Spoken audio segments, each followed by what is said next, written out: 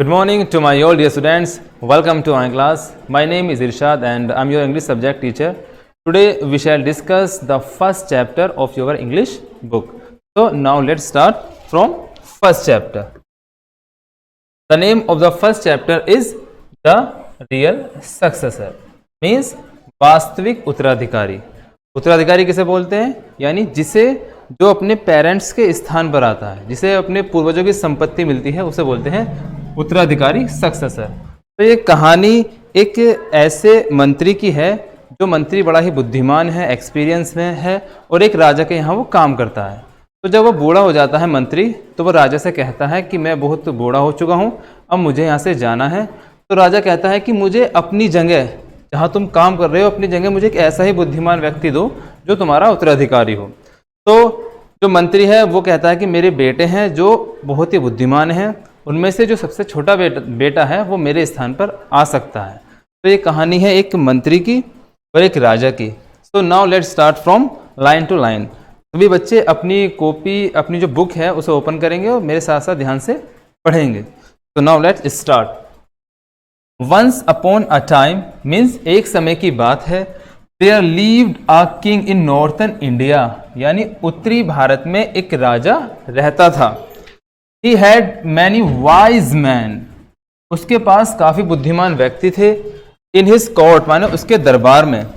But miss किंतु the chief minister who was very old was the wisest of them all, means जो उसका मुख्यमंत्री था वो बहुत बूढ़ा हो चुका था, लेकिन वो क्या था, वो सभी व्यक्तियों में बड़ा ही वाइजेस्ट था। वाइजेस्ट का मतलब होता है बड़ा ही बुद्धिमान व्यक्ति था।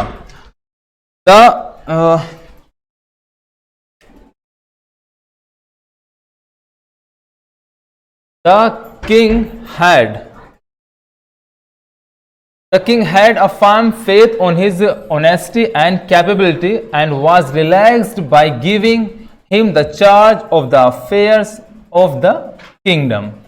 Means जो राजा था उसे firm faith यानी पक्का विश्वास था किस पर? On his honesty, उसकी ईमानदारी पर, and capability, उसकी योग्यता पर, and was relaxed. relaxed का मतलब होता है बेफिक्र हो जाना, और वो अपने राज्य के सारे काम उस मंत्री पर छोड़कर बिल्कुल बेफिक्र हो जाता था। Now let's see the next stanza. But the chief minister was very old, लेकिन जो चीफ मिनिस्टर था वो क्या था, बहुत बूढ़ा हो चुका था, वृद्ध हो चुका था। सो माने इसलिए वन डे, एक दिन, he expressed his desire to devote the rest of his life in the company of holy man, यानी एक दिन उसने एक्सप्रेस माने जाहिर की अपनी इच्छा। डिजायर का मतलब इच्छा होता है। उसने राजा के सामने अपनी इच्छा जाहिर की कि वो अपना रेस्ट ऑफ हिज लाइफ, अपना जो शेष जीवन है, in the company of Holi man, यानी वो अपना शेष जीवन जो पवित्र लोग हैं, जो सन्यासी लोग हैं, उनके साथ बिताना चाहता है। The king was very sad, sad का मतलब दुखी होना। राजा बहुत दुखी हो गया। टू हियर दिस, यानी यह सुनकर राजा बहुत दुखी हो गया। He might not find such an intelligent person as his minister, क्योंकि वो उस जैसा इंटेलिजेंट यानी उस जैसा बुद्धिमान व्यक्ति उसके पास और नहीं था जो मंत्री के रूप में काम कर सके। However, माने फिर भी, he did not want to be an obstacle to his path of religions as well.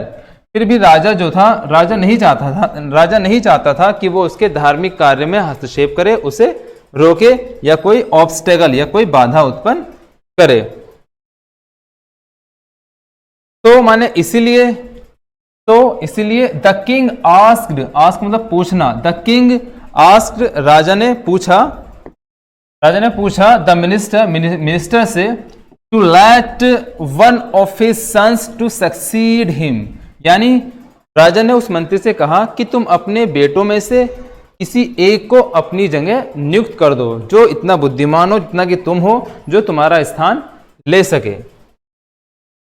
The minister replied का मतलब उत्तर देना। The minister replied that he had 3 sons, यानी मिनिस्टर ने कहा कि उसके कितने बेटे हैं? हैड 3 सन्स, उसके 3 बेटे हैं।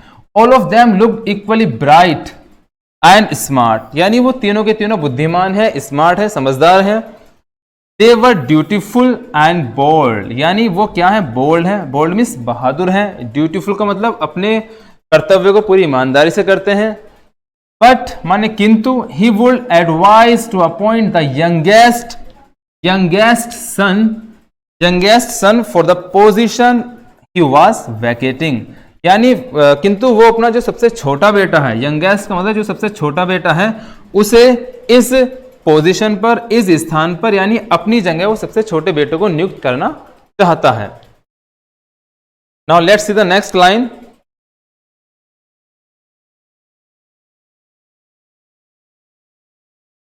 Have you not you taught your eldest son all about politics and justice of our state? The king asked. Ask का मतलब पूछना, राजा ने पूछा क्या, Have you not taught your eldest son, क्या तुमने अपने सबसे बड़े बेटे को all about politics and justice या justice of our state, यानी राजा ने पूछा मंत्री से, क्या आपने अपने सबसे एल्डेस्ट सन को राज्य के नियमों के बारे में, उनकी राजनीति के बारे में, न्याय के बारे में नहीं सिखाया जो आप छोटे बेटों को बनाना चाहते हो?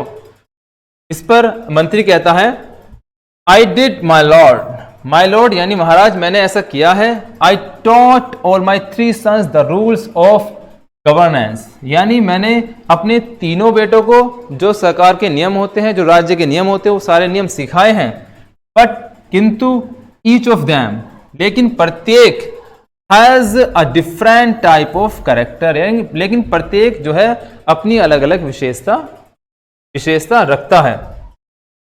The eldest behaves like an army officer, जो मेरा एल्डेस्ट बेटा है, जो सबसे बड़ा बेटा है, वो क्या है, एक आर्मी ऑफिसर की तरह काम करता है।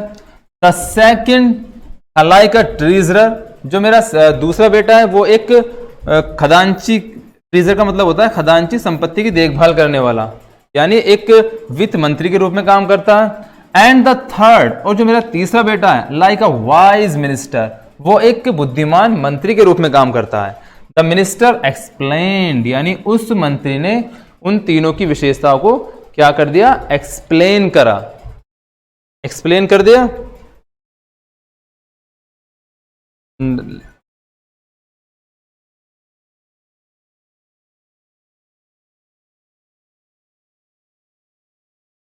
तो बच्चों आज की वीडियो में इतना ही रखते हैं। यह आपका पार्ट 1 था। इसका अगला पार्ट 2 हम अगली वीडियो में पढ़ेंगे। आप सबको अच्छे से इसकी रीडिंग करनी है, जो इसके वर्ड्स मीनिंग भारी हैं उन्हें याद करना है। तो मिलते हैं नेक्स्ट वीडियो में। That's all and thank you.